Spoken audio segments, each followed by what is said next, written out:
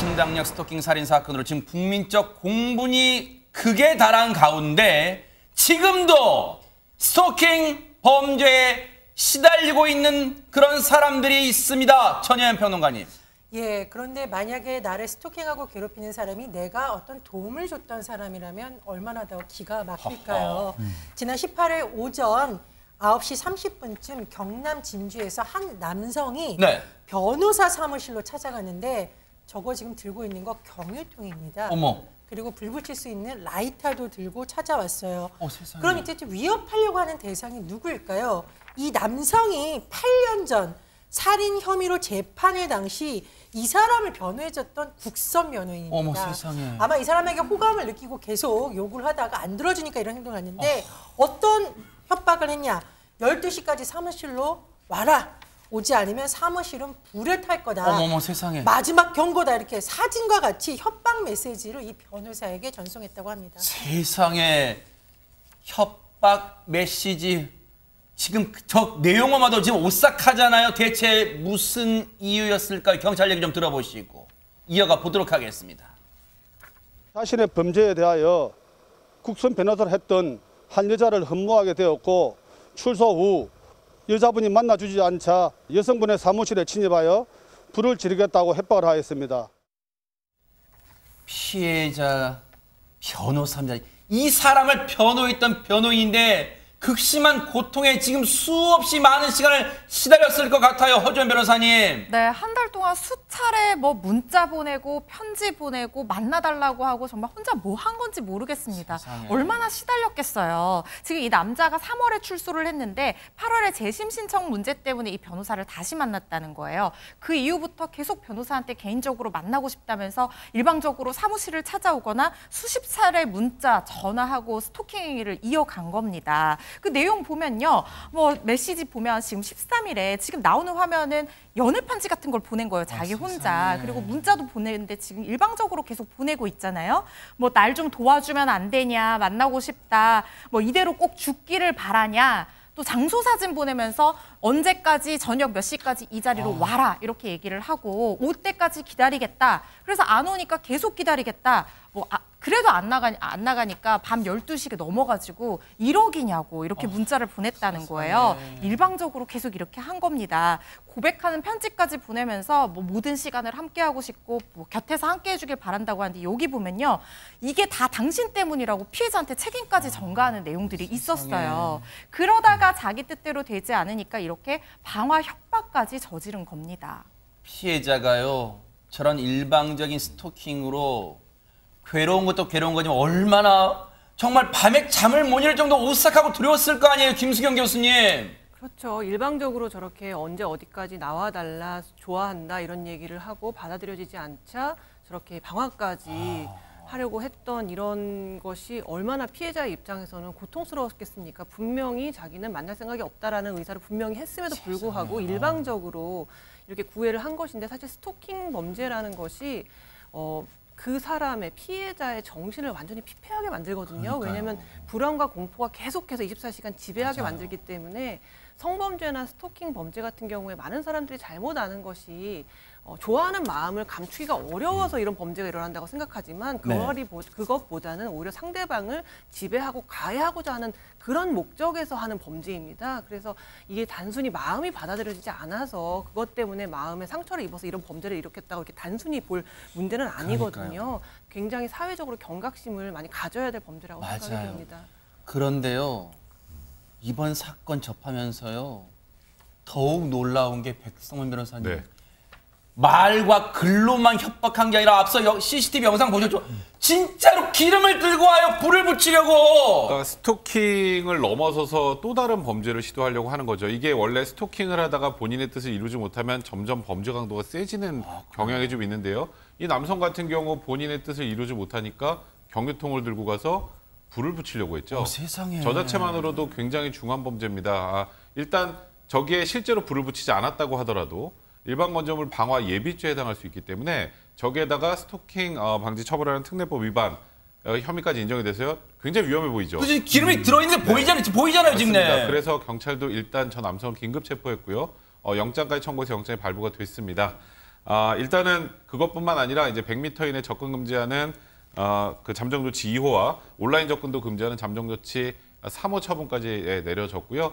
이 변호사에게 스마트워치가 지급이 됐는데 저 남성이 지금으로 봐서는 형을 살고 나서 또 저 변호사에게 집착을 할 수도 있는 상황 아니겠습니까? 네. 저는 항상 이 관련 스토킹 관련해서 왜 피해자가 도망다니고 왜 피해자가 피해야 되는지 잘 모르겠어요. 일단 이 피해 변호사 앞으로 보호에도 굉장히 만전을 기해할 것 같습니다. 그런데요, 지금의 대한민국 왜 이럽니까? 이거 말고 또 다른 지금 스토킹 범죄가 있다고 합니다. 김수경 교수님. 네, 그저께 경남 진주에서 있었던 일입니다. 이번에는 사귀는 20대 남녀 사이에 있었던 일인데요. 네. 이 남녀가 시내 한 거리에서 여자친구가 이제 이별을 통보하게 됩니다. 네. 아마 남자가 그걸 받아들이지 못했던 모양이에요. 그래서 계속 이 남성이 여자친구를 따라간 거죠. 그러다 보니까 여성은 위협을 느꼈겠죠. 그랬겠죠. 자기한테 혹시 가해를 하지 않을까 위협을 느껴서 허허. 경찰에 신고를 하게 됩니다. 그래서 이제 경찰이 이제 나와가지고 이런 행위가 스토킹 행위로 처벌될 수 있다라고 분리 조치를 한 그 뒤에서야 남성이 다시 돌아갔다고 해요. 네. 이 연인 간에 사귀고 헤어지는 일들은 얼마든지 있을 수 있는 일 아닙니까? 그런데 지금 여성들은 어떻게 안전하게 이별할 수 있는가 안전 이별법을 찾아서 세상에. 이별을 해야 될 정도로 굉장히 여러 가지로 불안한 상태에 있습니다. 지금 이번 사건을 계기로 굉장히 이 스토킹 범죄에 대해서 사회가 많은 관심을 가져야 될 것 같습니다. 아니 그러면 이 남성은 경찰의 경고를 받고 순순히 돌아가고 다시는 안 왔어요? 어떻게 됐습니까? 그런데 그렇지가 않았습니다. 경찰의 경고를 완전히 무시했어요. 그리고 어떻게 했느냐? 여자친구 집으로 향한 겁니다. 그 이후에 남성 행동 한번 영상으로 보시면 아마 깜짝 놀라실 텐데요. 영상 함께 세상에. 보시죠. 이 남성 여자친구 집 앞까지 지금 따라왔어요. 네. 그리고 건물 주변을 살피다가 잘 보시면 옆에 배관이 있습니다. 어머. 그런데 배관을 타고 올라가기 시작했죠. 세상에. 그래서 여성이 집까지 올라가는데 5분도 걸리지 않았어요. 세상에. 결국 출동한 경찰들에 의해 끌려 나오는데 변호사님 말씀해 주셨듯이 스토킹 범죄가요 저렇게 경찰이 주의 준다고 멈추는 것이 아니라 점점 더 과한 집착, 망상으로 가기 때문에 여러 가지 수사 과정이라던가 구속영장 상계에서 더 진작에 검토가 필요하다는 주장이 나오고 있는 겁니다.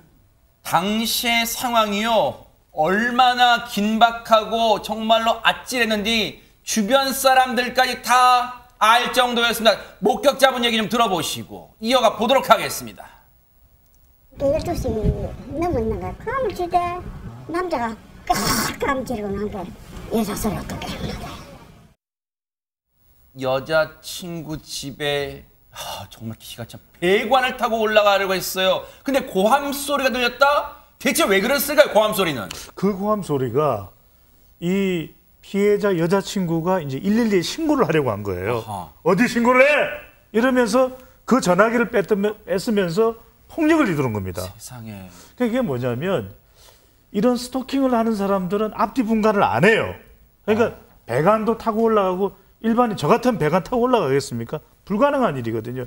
그러니까 이제 정말 해서는 안 될 일까지도 정말 불법이고 뭐고 모든 방법을 총동원해서 본인의 이 욕구를 충족시키기 위해서 시도를 하는 거죠. 근데 여기서 중요한 건 뭐냐면 그래서 이 경찰이 신고 전화에서 그 비명소리를 들었지 않습니까? 네. 그래서 정말 신고 대응 최고 단계인 코드 제로를 발령했어요. 네. 근데 두 가지만 말씀드릴게요.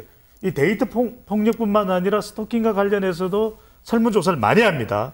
두 가지입니다. 이게 법적으로 가고 구속되고 하는 이 사이에 사고가 많이 일어나요. 그런데 이제 대체로 뭐가 원인이냐면 경찰 인력 부족이거든요. 그걸 주변에서 바로 옆에서 감시를 해줄 수가 없습니다.